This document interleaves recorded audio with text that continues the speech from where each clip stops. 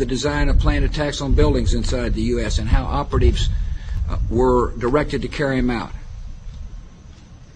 That is valuable information for those of us who have the responsibility to protect the American people. He told us the operatives had been instructed to ensure that the explosives went off at a point that was high enough to prevent people trapped above from escaping. He gave us information that helped uncover Al-Qaeda cells' efforts to obtain biological weapons.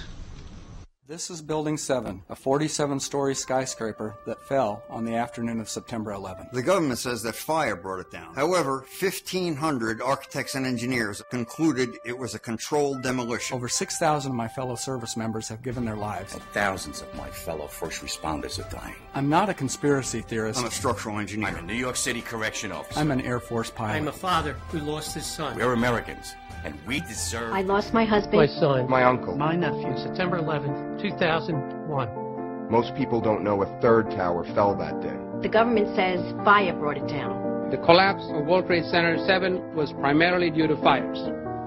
I, along with 1,400 other architects and engineers, have found the government's conclusion to be physically impossible. Impossible. We need the truth about what happened that day. Go to rememberbuilding7.org. Why it fell, why it matters, and what you can do.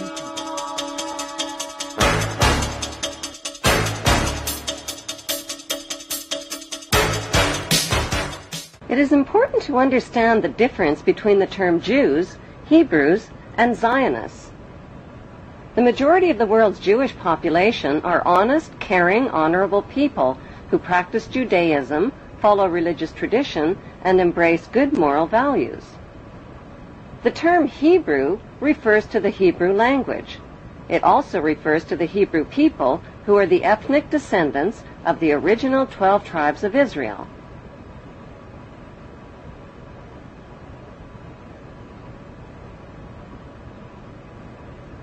The term Zionist refers to political extremists.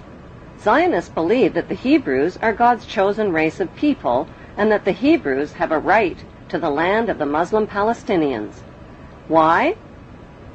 Because according to the Bible, God said so. These Zionist extremists represent only a small minority of Jews and Hebrews. Christians who support Israel's theft of Palestinian land are called Christian Zionist extremists. Their goal is to help fulfill the prophecies of the Bible story. Countless millions of Americans are reading a series of novels called Left Behind. They're topping bestseller lists all over the country, and they're being made into movies. They chronicle apocalyptic times. The setting is the 21st century, complete with warplanes and TV correspondence. This is Buck Williams reporting live from Israel. I am standing in the middle of an all-out attack. But the plot is ripped from the pages of the Bible, so it all winds up here in Israel, where according to the book of Revelations, the final battle in the history of the future will be fought on this ancient battleground in northern Israel called Armageddon. It will follow 7 years of tribulation during which the earth will be shaken by such disasters that previous human history will seem like a day in the country.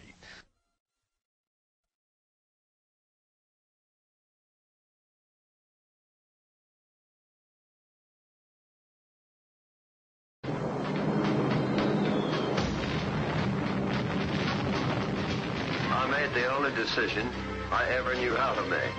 I did what I thought was right. 50 years ago, the United States dropped the atomic bomb on Japan. To this day, Americans know very little about how that decision was reached. The idea that the United States committed these and other horrific crimes against humanity and participated in the 9/11 incineration of thousands of its own citizens is too frightening a thought for many to consider. But even more frightening are the consequences of denial.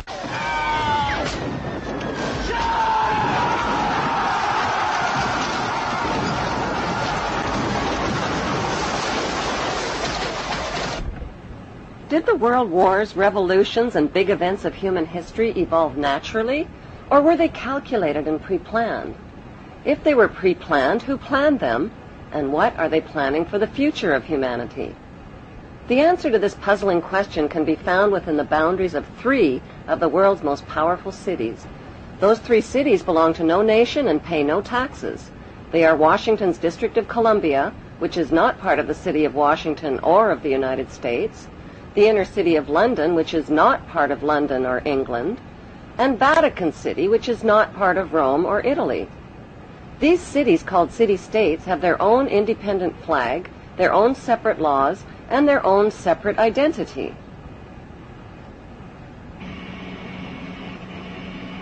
Vatican City is in fact a state, the smallest principality in the world.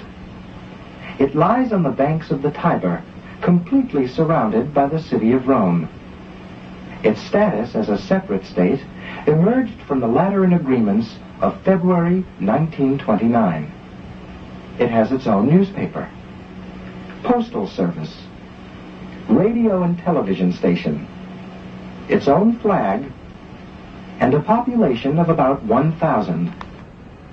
The Vatican also has its own army of Swiss guards, and it even has its own prison. Gracing the walls of St. Peter's Basilica is the Vatican-approved image of God, an angry, bearded man in the sky, painted by Michelangelo. Sinners who disobey God's list of thou shalt nots risk incurring his wrath and damnation and burning in Satan's eternal hellfire.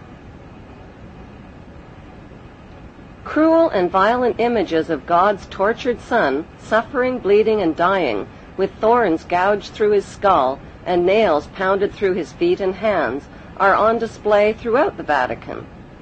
These images serve as reminders that God allowed his Son to be tortured and killed to save the souls of human beings who are all born sinners.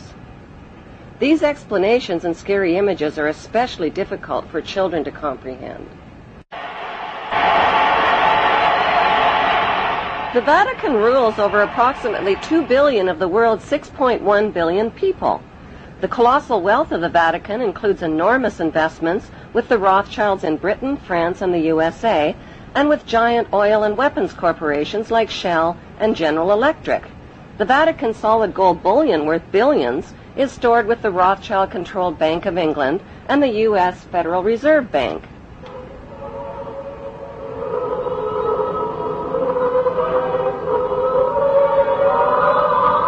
The Catholic Church is the biggest financial power, wealth accumulator, and property owner in existence, possessing more material wealth than any bank, corporation, giant trust, or government anywhere on the globe.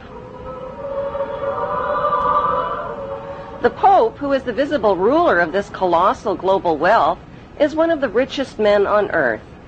While 2/3 of the world earns less than $2 a day, and 1/5 of the world is underfed or starving to death, the Vatican hoards the world's wealth, profits from it on the stock market, and at the same time preaches about giving.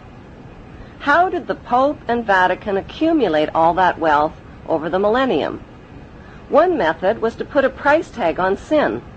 Many bishops and popes actively marketed guilt, sin, and fear for profit by selling indulgences.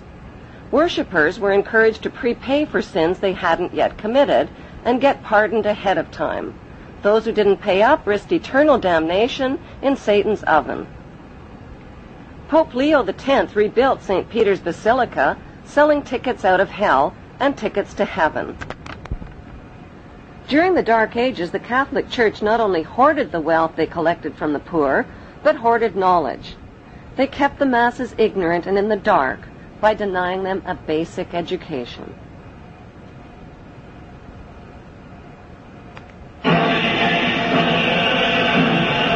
More than 60,000 armed Christians were on their way to reclaim Jerusalem from the infidel.